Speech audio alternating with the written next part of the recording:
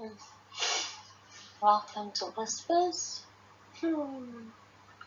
Raging Nigerian War Fulani against the rest. So, there are many nationalities in the cooked up country called Nigeria. None likes to take over all this land.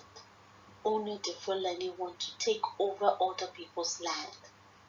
So where is Fulani land so that they too can go and live there? That's the question. As someone who lived and worked in all the four corners of Nigeria, as well as places in between, I had long been puzzled by one astonishing fact, which is often ignored by everybody when discussing our current ethnic conflicts. I have traveled all over the country, visiting on average 28 states a year during a 10-year period. Still, the same fact still keeps staring me in the face. Yet for one personal reason, to which I will get shortly, my mind refused to acknowledge this vital but inconvenient truth. And the truth is, there is no place in the whole of Nigeria one can call Fulani land. None.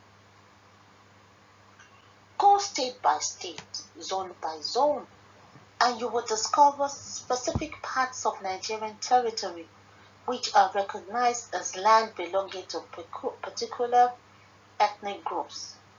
No matter how small in size and number, before and while working on my book, Ibrahim Babangida 1985 to 1992, Letting 1,000 Flowers Blossom, I have taken a keen interest in documenting all the ethnic groups in this country. It has taken me over 30 years to gather the list on page 373 of that book, from A to Z, starting from Abonema and ending in Zulu.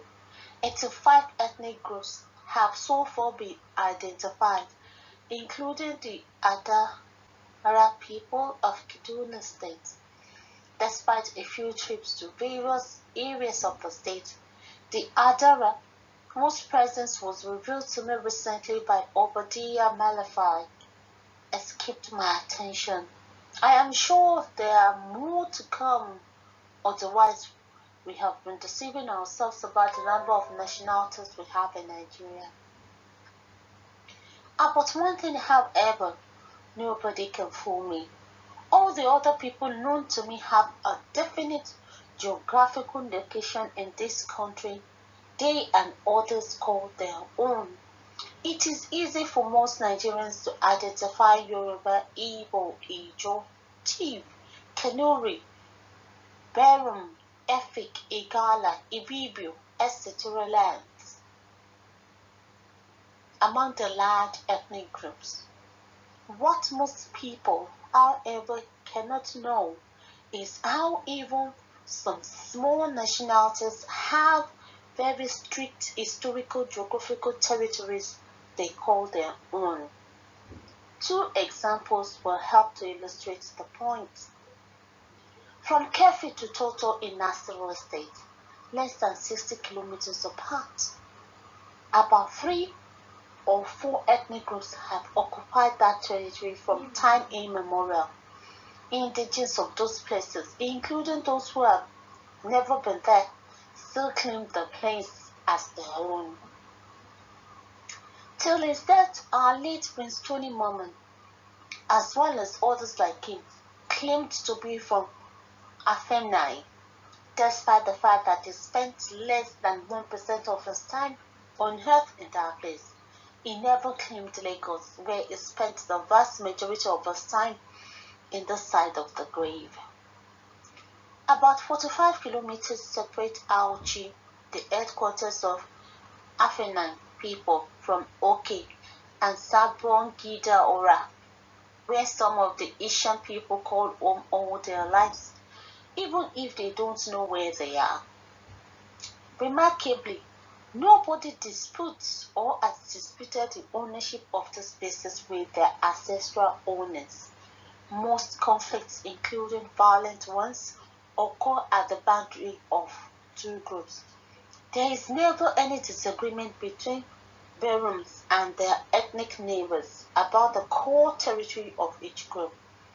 The single national exemption to everything written above is the Fulani.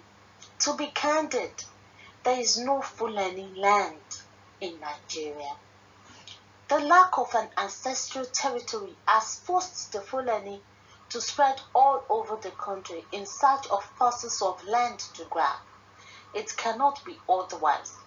Usman Danfodio, 1754 to 1817, started it all. And briefly, here was the story of how we started on the long journey which has brought us to the brink of an all-out war today. Just remember what a great historian said. History is indeed little more than the register of crimes, follies, and misfortunes of mankind. Edward Gibson, 1734 to 1794. Two among the crimes of mankind caught us on the way to where we are. The British came from the south holding the Bible and guns to conquer the nationalities below the Niger and Benue rivers. The Islamic jihadists came from Middle East with Quran and also guns to subjugate the inhabitants of the parts of the north now called northern Nigeria. Englishmen never laid claim to any land in the geographical space which in 1914 became Nigeria. They left in 1960. The Islamic jihadists left by Danfodio stayed, and after conquering the largest northern ethnic group, the Hausa, forced them to help conquer and subjugate several other nationalities. The only major exception were the Kanuri of Borno State. Under their traditional ruler, Emir El Kanemi, Kanuri land remains the land of the unconquered till today. No El Kanemi will ever accept the Sultan of Sokoto as a superior. The Fulani, as Usman Danfodio's descendants were called, immediately established an apartheid social and political system under which people of every other ethnic group were second-class citizens. Fulani were first class. The amalgamation of North and South in 1914 and the British scheme to hand over to the Fulani North was the final step towards covert legitimization of Nigerian apartheid, which was only a little bit better than South African version. Under Ahmadu Bello and Alhaji Shehu Shagari, the Fulani superiority complex was mooted. Power was shared fairly evenly with other ethnic groups.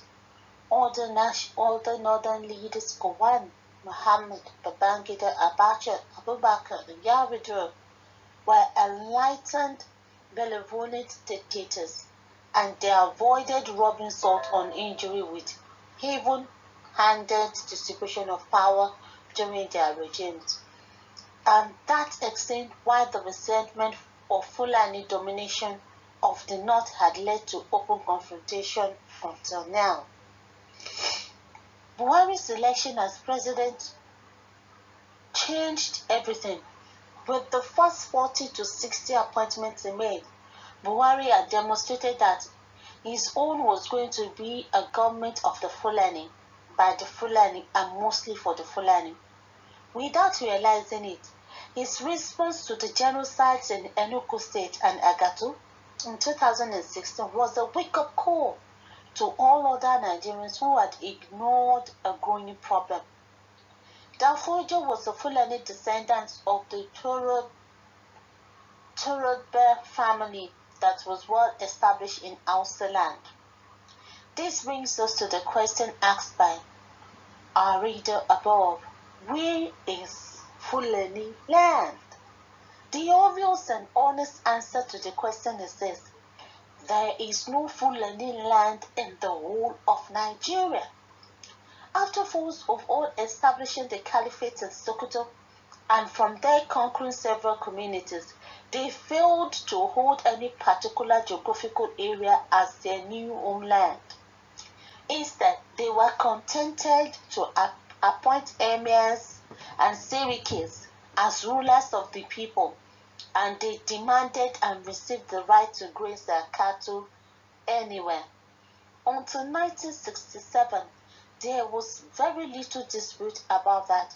Even places which were not conquered by the Islamic jihadists allowed them free grazing rights to the waterfront in the south.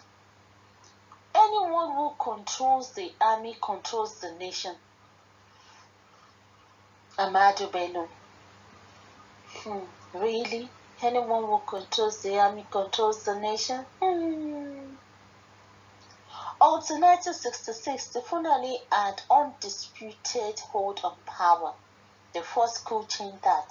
The second coup in 1967 was ended with Gowan and Ngas from Lerm, a small ethnic group from Plateau State, who was surrounded by officers from other small tribes, was the beginning of the end for Fulani political power hegemony. Ahmadu Bello, a descendant of Danfodio, had inadvertently shown young men from other nationalities how to reduce Fulani political power, get harmed. Alhaji Shehu Shagari, another Fulani, was thrust out by officers from minority tribes. They installed General Buhari, a Fulani, and again removed him 20 months after. Yaradua, another Fulani, was imposed by Obasanjo, not his kingsmen.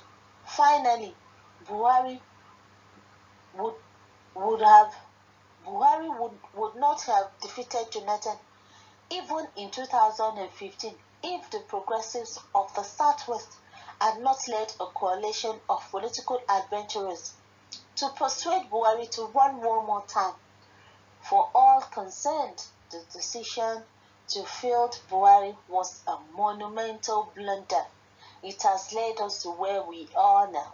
But remember this, Fulani now occupy every forest they can find because unlike the rest of us, they have no land anywhere in Nigeria to call their own.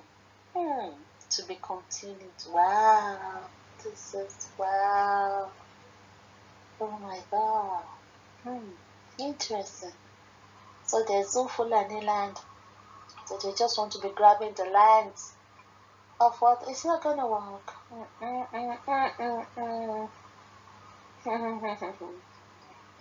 So there you have it, guys.